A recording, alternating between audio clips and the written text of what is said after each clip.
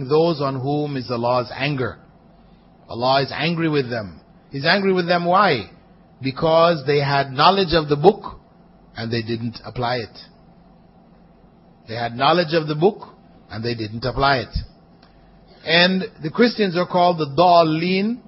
That's those who are astray, those who are misguided, those who have lost their way. Why did he refer to them as the misguided, the ones who lost their way? Because they had no book. They don't have the gospel of Jesus. Right? They have writings, etc., mixtures of stuff which has been corrupted, etc., even from the Jews they've carried on with. But they don't have clear knowledge. They don't have the gospel according to Jesus Christ. So, it means that they're Dallin, they're misguided. They don't have a true foundation. So, this is why these terms were used. However, this has its own meaning amongst ourselves, amongst Muslims in general. That Allah will be angry with those who have knowledge of the book and don't apply it. So Allah telling us about the Jews in this way is not so that we can point at the Jews and say, oh, Allah is angry with these people. You know? Yes, it's true, He's angry with them. But what is the relevance of that to us? Does that mean, okay, since Allah is angry with them, we can do anything to them? We can go blow them up and, kill them, take their property and, No.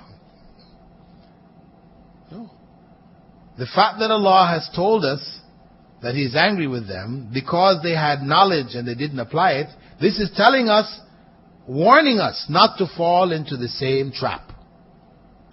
Having received the clear knowledge, the information has come to us with full clarity. If we then don't apply it, then we fall into that same category as those on whom is Allah's anger.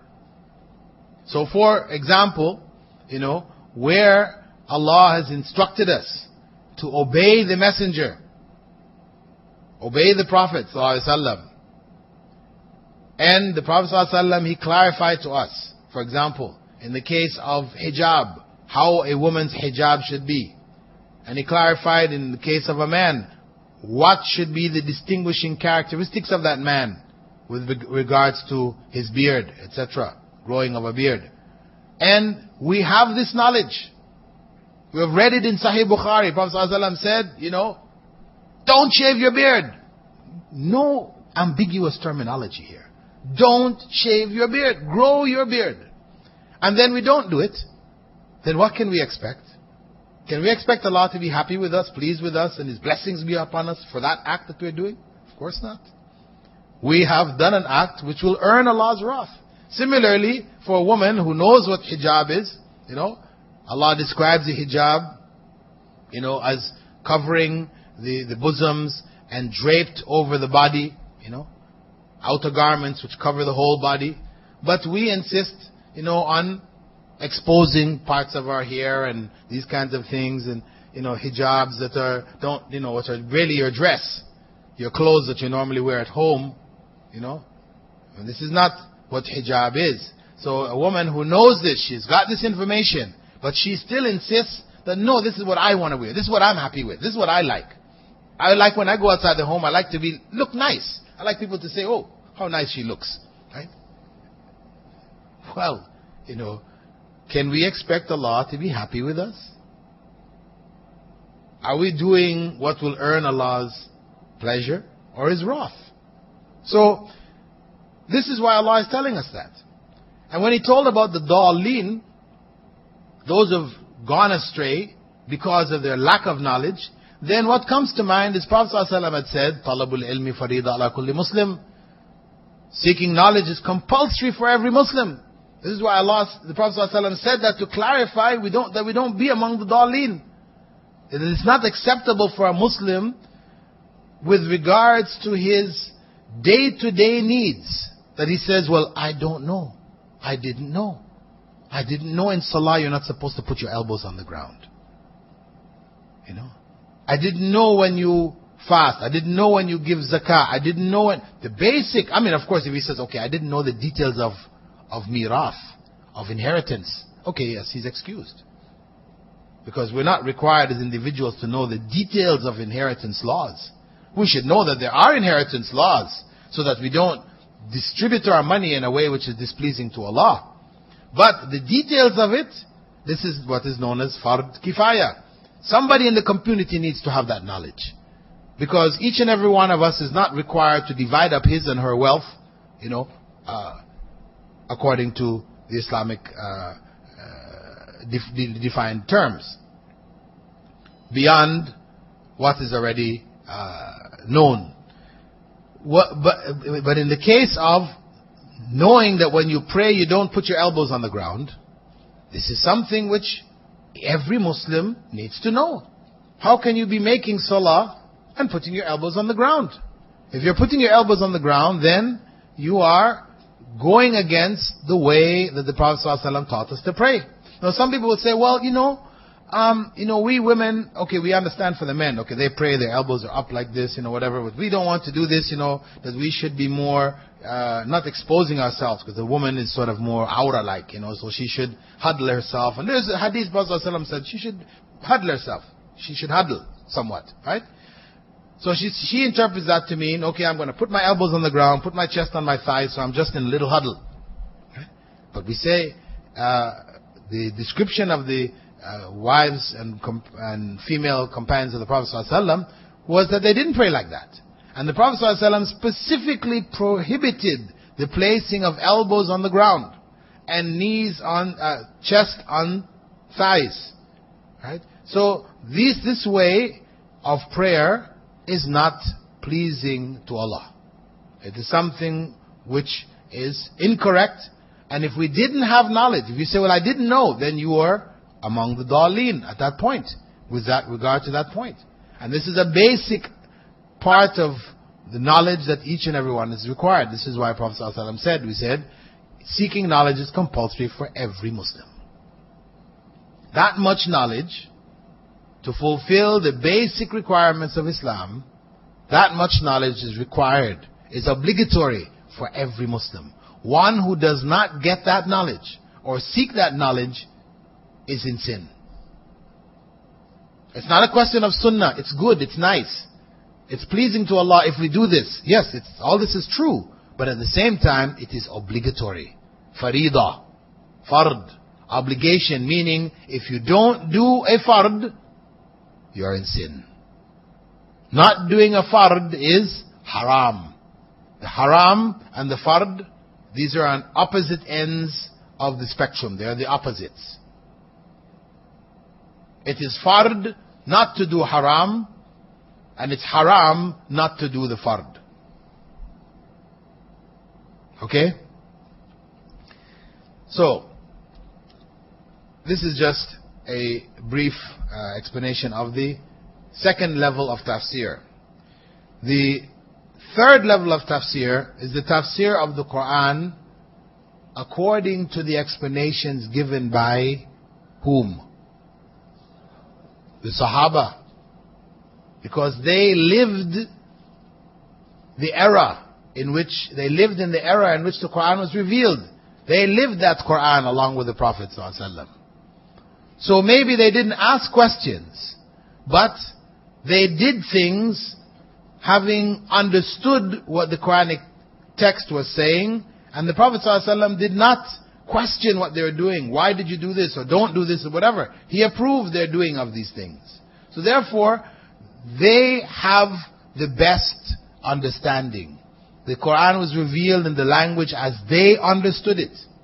When Allah refers in the Quran to the believers, when Allah refers in the Quran in general to the believers, O you who believe,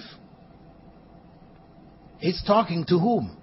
Sahaba, primarily. But of course, again, Quranic text, though it may speak or address a particular group of people, the meaning where it is applicable to a wider group, we take it in both contexts. On one hand, we need to understand that it meant them, and on the other hand, we need to understand that it means all of us.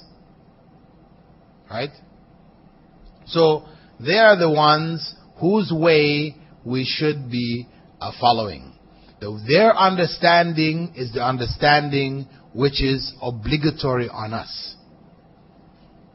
So when Allah subhanahu wa ta'ala, for example, had said, وَمَنْ يُشَاقِقِ الرَّسُولِ مِنْ بَعْدِ مَا تَبَيَّنَ لَهُ الْهُدَى, whoever has opposed the messenger, has contradicted the messenger, after what was revealed in the book has been made clear. وَمَنْ يُشَاقِقِ الرَّسُولِ مِنْ بَعْدِ مَا تَبَيَّنَ لَهُ الْهُدَى وَيَتَّبِعْ غَيْرَ سَبِيلِ الْمُؤْمِنِينَ, and they follow a way other than that of the believers, right?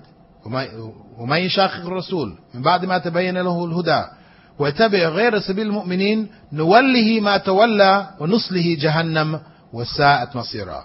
We'll leave him to himself. Allah says, we'll leave that person to themselves. And we'll put him in hell. An evil end.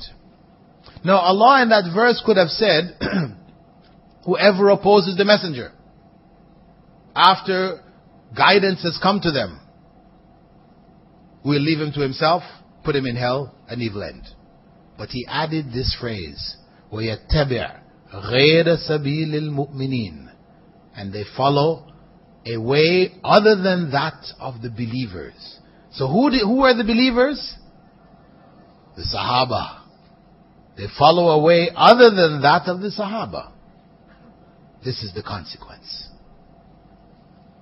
So Allah Himself, subhanahu wa ta'ala, He defines or explains here the necessity of understanding the Quran and understanding Islam as they understood it. Because they are the ones who can tell us, for example, what we call the Asbabun Nuzul. In what context was this verse revealed? Not outside of the Quran. We know it's in the context of the Quran. But no, what was the circumstance going on in Mecca or Medina at the time when this verse was revealed? What was it addressing? Because a large portion of the Quran, was revealed addressing particular problems that the Prophet ﷺ was facing, issues which were raised, questions which were given him, whatever. Verses were revealed in those contexts. And when verses were revealed with instructions, etc., then people went and did certain things. They know what they did. Right? They know what they did when these verses were revealed.